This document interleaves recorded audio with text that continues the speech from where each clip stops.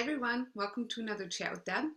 Today we're going to talk about global citizenship as well as National Library Week, which is coming up this week. When we talk to students about global citizenship, we're trying to help them to understand that they need to be informed, engaged, and active as a citizen, and especially do this globally. So I thought, what better way than to highlight a book study. And recently our library did this during this last school year. We all tried to read the book A Long Walk to Water, which is a wonderful novel.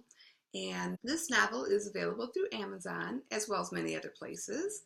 And so you can check here, it's actually at a pretty low price. You can also purchase for this novel a novel unit off Amazon as well if you're a teacher and you want to use this as a resource for teaching. The novel Long Walk to Water is two alternating stories that are told about two children living in Sudan. What's challenging for these two kids is that every day they struggle to get water for their families, and the water they do find often causes them difficulties health-wise. But the real story here also is about one of the main characters, Selva, and how he actually becomes to help the people of Sudan later in his life. It's a very touching story. It's a very short story. It's not a long book, and very gripping. It's very difficult to put the book down once you get started. If I were a teacher or library media specialist and I was introducing this book to students, the first thing I would do is show this quick introduction. It's a YouTube video, and it is Selva's story. This is the main character in the story as he explains where he's come from. This is the house I was born in. That's where I grew up. That's where I was born. And I used to play here with my cousin. That's my uncle's house. My grandfather was buried here. Sudan is Africa's largest country. For 21 years, a civil war raged between northern and southern Sudan. Nearly 2 million people died. I'm sharing with you a few resources that you might be able to use. There are so many resources available on the internet, just do a search. But these are a few that I found while I was searching. There's a live binder that someone created specifically for A Long Walk to Water, and they have some YouTube videos, a teacher's guide, and just some wonderful activities that students can do. You can also check out this 15-minute video put on by PBS. And this video is of Selva as well, who returned to Sudan. So it's actually him in the video, returning and helping the people of Sudan to get water. It's a great introductory video.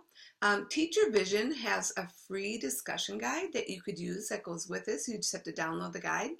And so that could be really useful if you're teaching a novel to your students.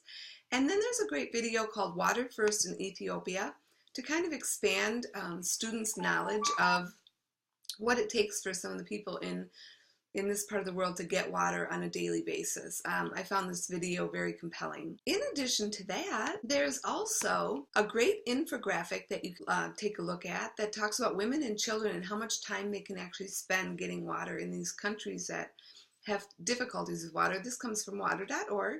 So if you click this link right here, it will take you to this infographic and more explanations of what it means for many people to have to get water.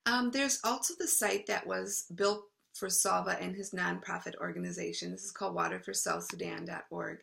This is a great place for students to go to get more information after or during reading the book, and they have just some great links on here as well as videos. So if you are a student who is involved in a book study of this sort, whether it be A Long Walk to Water or any other book, here's some ideas of what students can do to share globally what they've learned through the experience of reading a novel.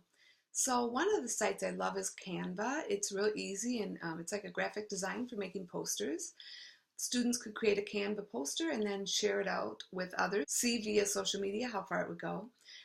Easily is a great site for creating an infographic, and there's a lot of facts in A Long Walk to Water, so it'd be really great to do a little research and also share some of the facts of what it takes to survive with so little water and what it takes to get that water. Pinterest is a wonderful site, very social, and can be shared easily through a global connection to make a collection of all different ideas of what you find about a topic.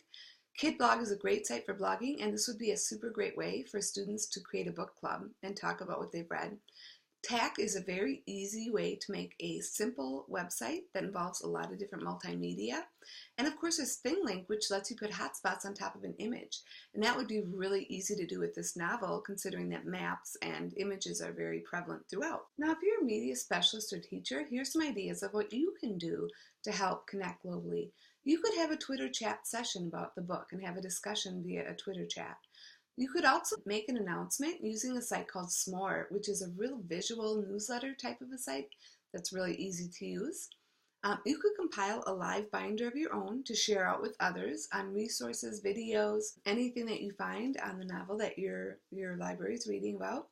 And then one of my favorites is creating an Animoto, because Animotos are very unique videos that have sound and music and pictures and visuals that all go together in a really beautiful way to advertise out the book you're reading. I hope these ideas inspire you on National Library Week and Global Citizenship Month to at least get something started in your library or with your students to help them to be a bigger part of the global world and to become more connected with what's going on outside of just their community. Well, until next time, I hope you're all doing well, and we'll talk again soon. Bye, everyone.